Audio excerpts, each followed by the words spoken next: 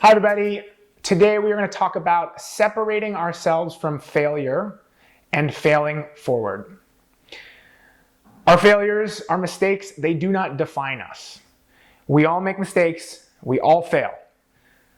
But it's really challenging not to get stuck in this cycle of self-criticism, of self-defeat, of self-doubt when we do make mistakes. I know that I have come a long way in working towards healthier habits in the way that I relate to myself in terms of failure and making mistakes. It's a process, it's a journey.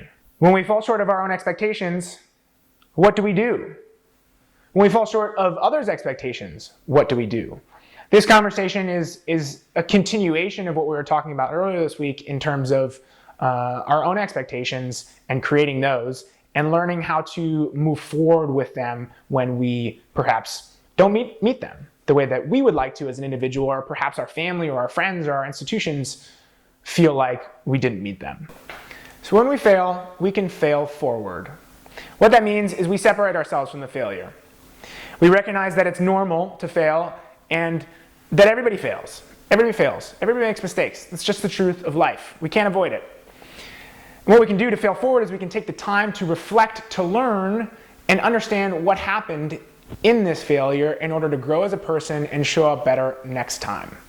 Show up more effectively next time. It's certainly easy to push it down and avoid the feelings of failure because it's uncomfortable. It doesn't feel nice. And if our tendency is to beat ourselves up about it, we can just tend to numb, to run away from it. And unfortunately, that doesn't work super effectively because it will kind of claw at you under the surface. And the truth is that if we avoid it, chances are we're going to repeat the same patterns the next time. An important aspect of failing forward is coming at ourselves with self-compassion. Self-compassion is all about kindness, understanding, recognizing that we are imperfect and being good to ourselves, even in the face of discomfort or failure. You can imagine yourself speaking to yourself as if a good friend or a loving family member would. There's unconditional love and acceptance. There's encouragement. Think of self-compassion and positive self-talk in that way. So some of the questions we can ask to learn from failure are, what can I learn from this? What can I do better next time? What did I do well?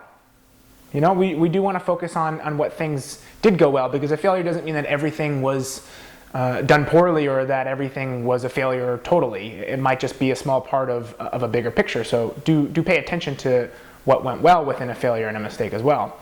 And what is in my control and what was out of my control, because distinguishing between the two is super important in what we choose to take on and what we choose to recognize as out of our control. When we practice failing forward, there's no need for self-loathing and there's no need for avoidance. We can actually learn from our mistakes and our failures, which are totally normal again, and become smarter, stronger, more resilient, more hopeful, and happier as a result. So I encourage you, if you have made a mistake this semester, or you're going to make a mistake when you make a mistake, fail forward, learn from the experience, and be kind to yourself.